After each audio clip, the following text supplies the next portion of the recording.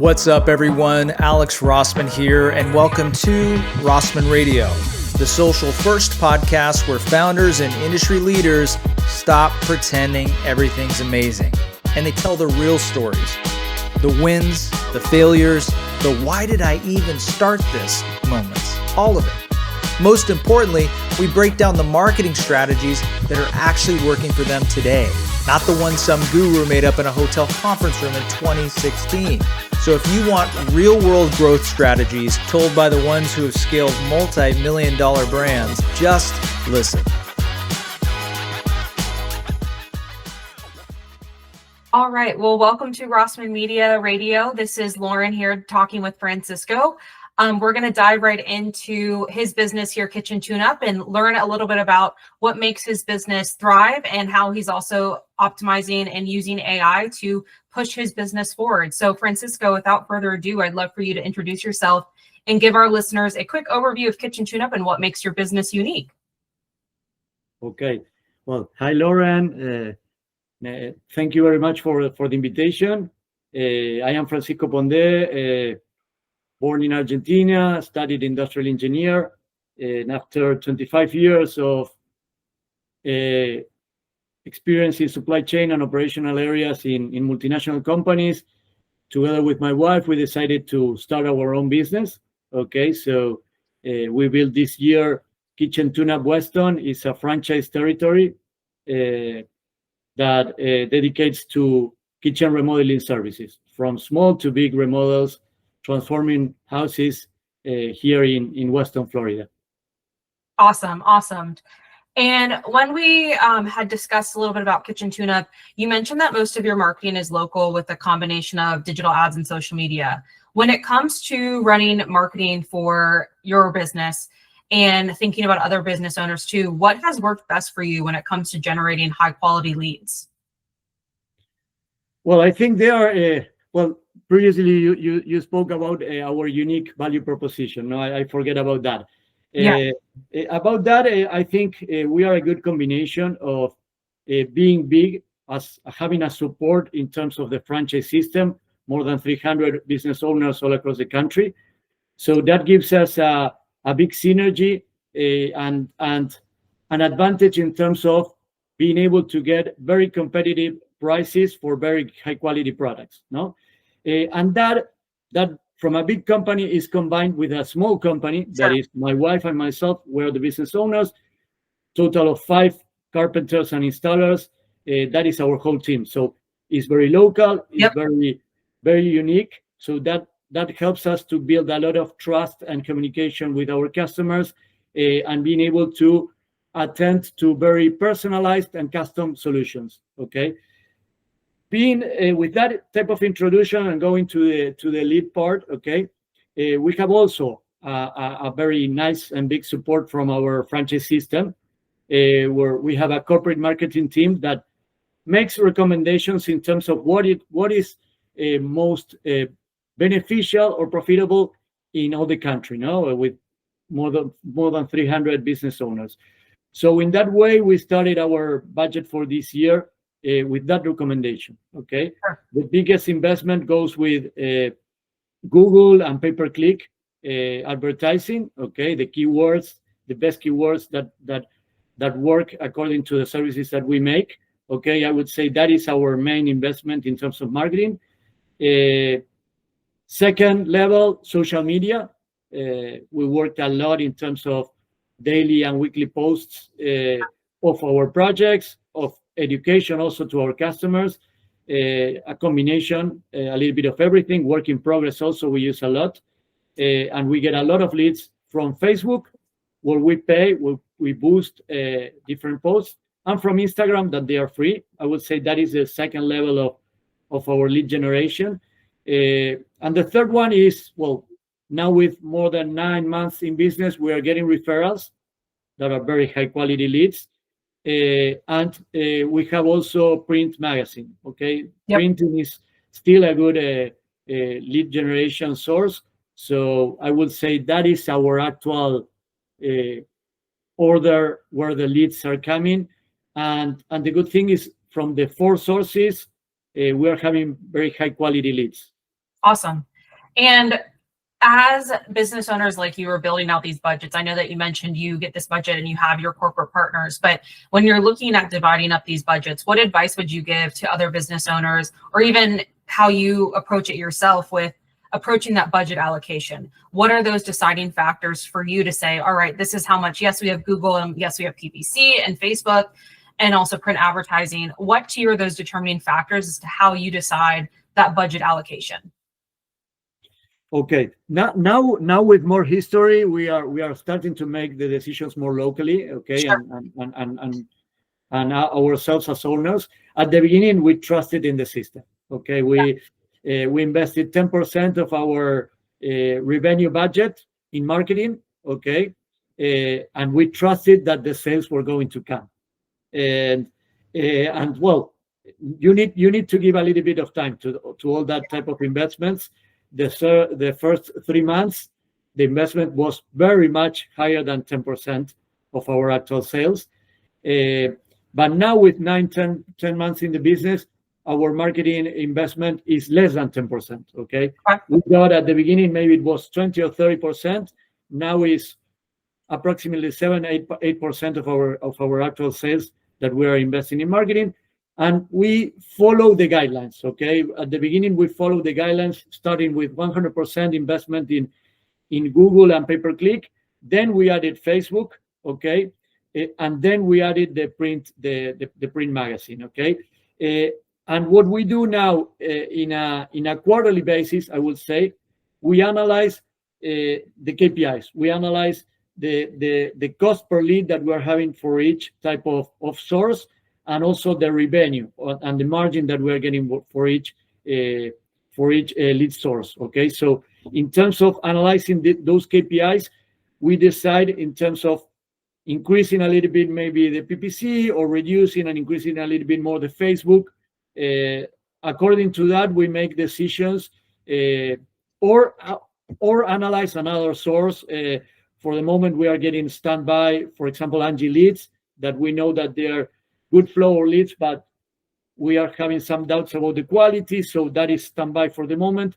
But we do a monthly review with our marketing supplier about in terms of the results, and I will say quarterly we do changes, we do adjustments.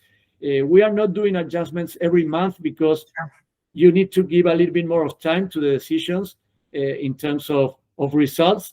But every 3 months it's a good period where you can have good conclusions and allocate a little bit different the investment, decide if you're going to increase or not the investment, and also within each bucket, if we are going to start investing in new keywords, for example, or new categories. Okay, also we review that.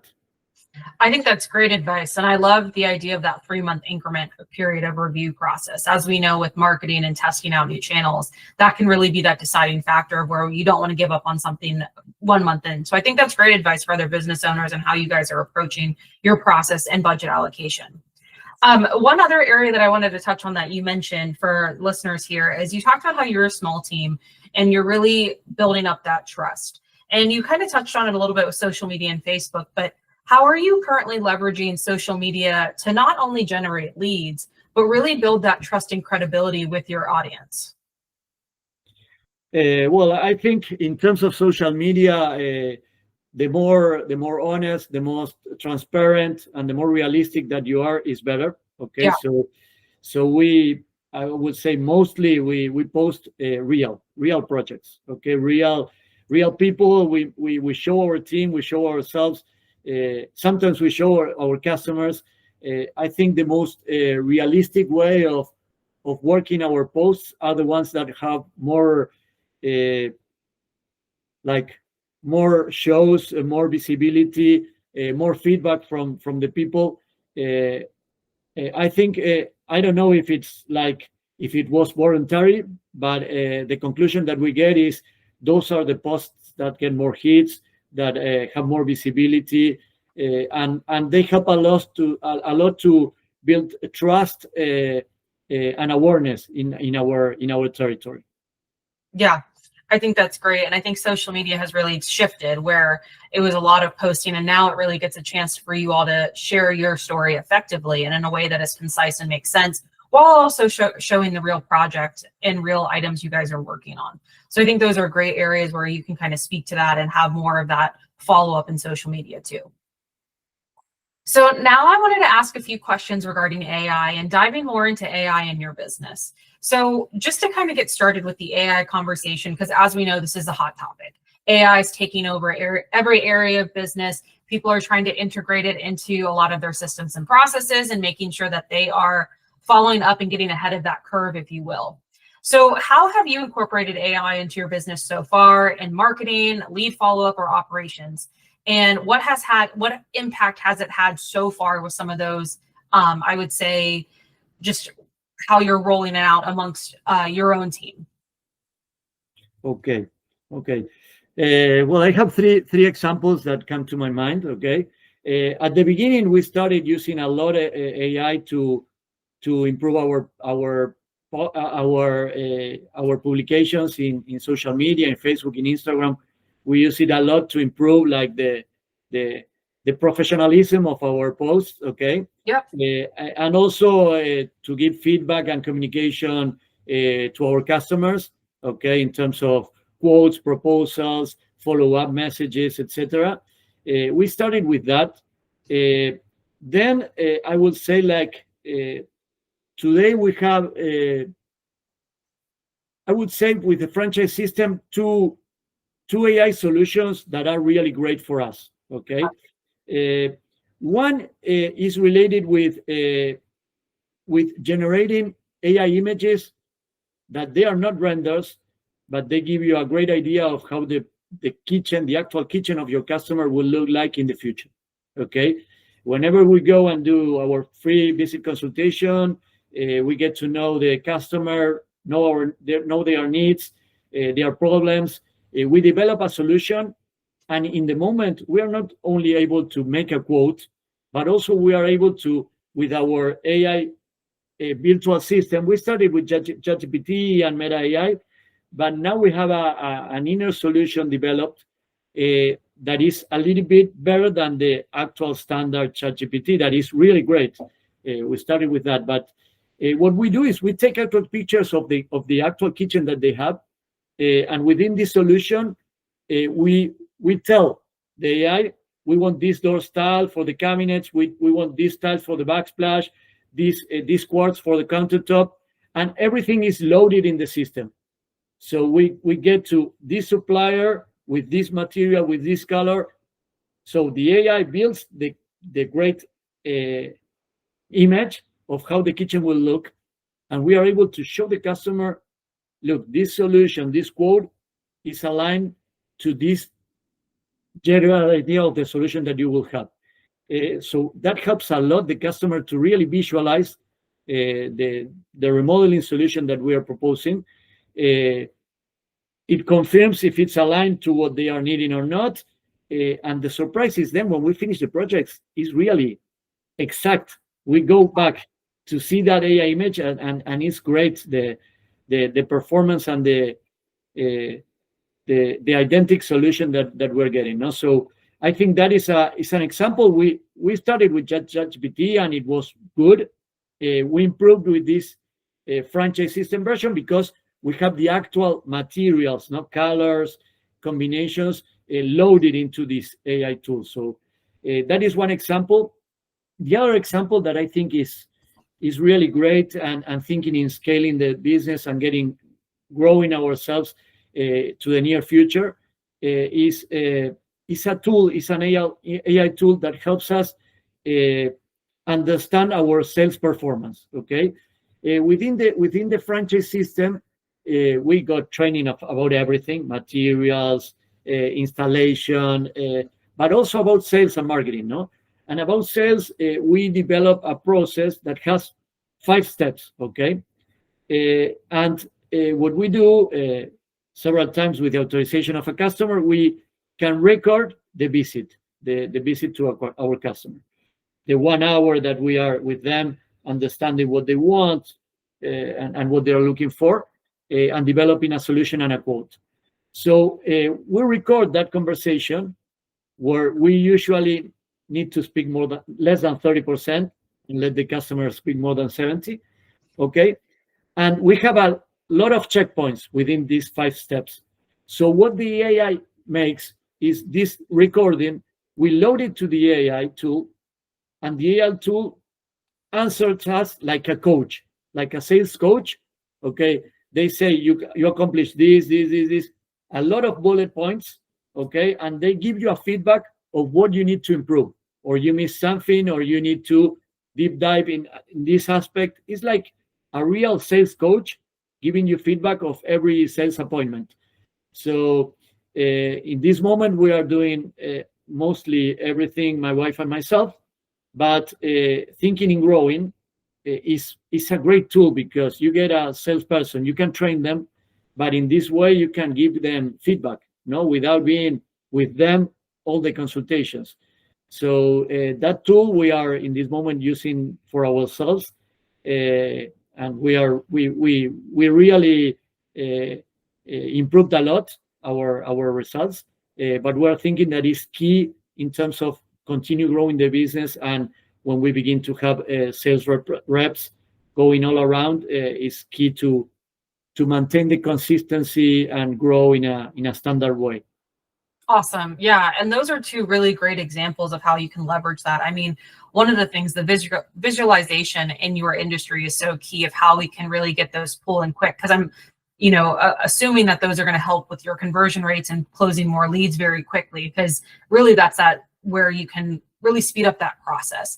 And from a sales perspective, that's also great too. Are you doing anything that, obviously that the sales kind of goes into those leads, but are you doing anything that has automatic follow-ups on some of your campaigns from Google or Facebook that you're doing to help with automatic responses too? Yeah, within our CRM, we have several like mailing campaigns and text message campaigns that are automatic or semi-automatic. Okay, that helps us do the follow-up. Okay, we have all our prospects or leads are categorized depending on the bucket within the process that they are within. Okay, so there are several automatic emails and text messages that go within once the lead comes in. Okay, the first contact is with our scheduling call center. Okay, it's not a machine yet, it's a human being. We think that we are not yet prepared to make it with a machine, that first contact. But then after that first contact, for example, our customer receives an automatic email with a design questionnaire, 5-minute questionnaire with images, so they can complete it, and they give us a first input of what they like, what they don't like. So after that, we do a first contact ourselves before the appointment, but with a lot of information. So some time ago, maybe we spent 30 minutes, 40 minutes in that first call. Now it's a 5-minute call before the appointment, like to confirm the appointment and to ask maybe a particular thing about what they answered in that survey. No, so that's an example. There are also follow-ups when we don't get that first appointment. We have weekly automatic follow-ups to get that appointment set, and that also helped us improve a little bit our booking rate. Nowadays we have 2 leads coming in. We are getting one appointment set. Okay, 50%. But with this weekly follow-up of all the leads doing automatically with a text and mail, we are improving that from 50 to 60%. Okay, awesome. It's another example of automatization within the development of our CRM directly. Awesome. And that's great. And that's always great to hear of how you're growing that rate as well. Beyond the automations that you're helping with booking, and then also some of the more AI tools that you're using for the sales focus and visualization, do you have any other plan to leverage AI for continued growth or efficiency operational wise? Or is there anything that maybe you haven't implemented it yet, but you're very interested in it and looking into it more from a business owner standpoint? Okay. Well, I think 2 things come to my head right now. okay, that we are working through also with the franchise system. We are asking them that we need a little bit more of development there. No, one is related with we spoke about AI images. No, Yep. when we do a full new kitchen, new custom kitchen, like we change all the layout, or we do a new kitchen from scratch. There we obviously AI doesn't make everything. No, so we need to do a rendering there. So we do an actual design with our softwares, and we have a person in the home office that helps us. No, so today we have a 2-3 days lead time there for doing the rendering, and well, we think that in this moment we need to work a little bit with all the AI tools and improvement daily that we have in order to be able to have those renderings in a better timing, no, in a quicker timing. We know that being quick helps us close a lot of projects. So maybe 3-6 months ago, 3 days was very good timing. Yeah. But I think now it's a little bit challenging that, and probably we'll need to take it to 2 or to 1, and probably AI should help in that way. So that is one. And the other one, I think today all the project management is pretty manual. Okay, we work through some things in the CRM, like the buckets of the process. As I tell you, no, we get to the quote closed, so we do the ordering, we schedule the installer that is going to do several jobs. So we have some semi automatized help there in our CRM to do the project management and to assure that we are not missing any step to get to the installation in place with everything together. But we do a lot of Excel in parallel. Okay, we work a lot of Excel there. So we think in that operational area we need to improve also in the order taking. Everything is manual into each portal of the supplier. The forms are not standardized between one supplier and the other. So it's still a lot of Excel files, a lot of portal, doing the order manually in the portals, doing phone calls also to speed maybe some production. So in that operational part of putting all the inventory management together and the order pieces from the different suppliers, trying to align that with the design of the kitchen, okay, to assure that nothing is missing. There we still have a lot of things in the manual aspect, and we think that AI can help also there. Awesome. Yeah, and I think those are great areas. And I know that you kind of were touching on a few things with that, with specifically your area in business, but beyond even outside of that, do you think that there's any additional ways that AI could be changing the kitchen remodeling or home improvement industry overall over the next few years? Yeah, the following months, no, because it's changing so fast. I think, well, what we are starting to see is that the customers are starting to use also AI. No, so they arrive pretty much more prepared, more educated to the consultation. Like sometimes you say, oh, they know a lot. Okay, Yeah. they are really very, very well informed, and that helps a lot, no, to speed up the process and to align expectations together with them, but also oblige us to keep on improving and bringing new tools and solutions to surprise them, no? Also, so I think, well, the areas that we just spoke, I think they are critical for this short term. For the midterm, it's really very difficult to define where are we going. No, like the other day, one of my carpenters told me that there were AI robots doing carpentry in China already. So I was saying, be safe. Your work is not going to change. Like, and they were a little bit concerned about that. No, so obviously we need to understand which things come to improve the processes and the performance. and which things maybe we are not prepared yet, and have a good testing before. Absolutely. And yeah, it's kind of almost like the sky is the limit, depending upon what you're thinking AI wise. Like you said, there's some very minimal things that can impact. I do think, and hearing that from a lot of other business owners of just how educated customers are now coming to them. It's very easy for someone to go into ChatGPT and potentially ask a few questions, get some education, and then come to you with what they have. But like you said, it can also go the other route where, hey, are we starting to build these systems that are now able to execute on our behalf as well, which can get a little scary, but who knows where that actually ends up in the next coming years.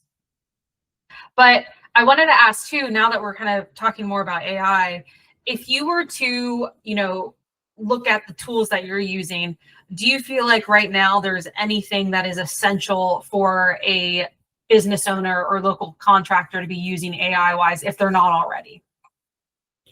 Yeah, I think that there are some things that if you don't have them, you can't compete nowadays. Yeah. Like, I think the most important thing is AI images. Like, today, you can have samples, you can show products to the customers, but if you can't visualize the solution that you're giving to them, you are not going to be considered for a determined project. I think you will stay out of that. Then internally, obviously, in order to be efficient, you need to have a lot of AI tools to speed up the processes and to really have short lead times, not only accomplish the kitchen or the project that the customer is dreaming of, but also doing it in a very fast period, no? In a very short lead time. I think that is getting more common, and is maybe some time ago it was the exception. Now I think in order to compete, you need to really turn around the project in a short period of time, and without complicating the day-to-day routine of the customers in their houses. So I think if you don't get AI tools in your business to help you in those two ways, like develop solutions, give visibility of the solution to the customers, and being efficient in your processes, you're not going to be able to compete in the market. It's so true. And I think that's something that definitely business owners need to hear when it comes to that. And, as they're thinking about those essential platforms to get on, what advice would you give a business owner who's looking to start with AI, but advice for them to use it efficiently without overcomplicating things? Well, I think the key thing there is to start with the simple, small things. Okay. Get to know the tool and start with small little things where you can see the benefit. Okay. Analyze your business. Try to identify where you're struggling. Okay, where you're spending a lot of time, or where you're not getting good solutions that are well understood or well known by your customers. Understand where you're struggling, and there start asking the AI tools, ChatGPT, Meta AI, Gemini. Start asking questions to them. How you can help me? How you can help me? And start little. Like I said to you, we started with improving the publications, improving the follow-up messages with the customers, improve the mailing that you're sending, improve the information in your campaigns, and then start investigating a little bit on where you're struggling a lot. And also, I think for us was very good to communicate with other business owners, okay, like from the same industry or similar industries. What are you using? Use your networking to ask good questions to them. See what was useful to them, because in that way you can also shorten your timing to find the solutions. No, because if something already worked for some business owner that has a similar business as yours, a similar industry, probably you will ask less questions to the AI to look for the proper tools for you. Right. Awesome. I think that's great advice. And then last question that I have for you today, looking back on your journey so far, what's one lesson that you've learned that you'd share with other business owners that are leaders trying to grow? Well, in our case, my wife is a graphic designer, so she understood a little bit part of the industry, but I am an industrial engineer. And as I told you, I never did kitchen remodeling or construction in my life.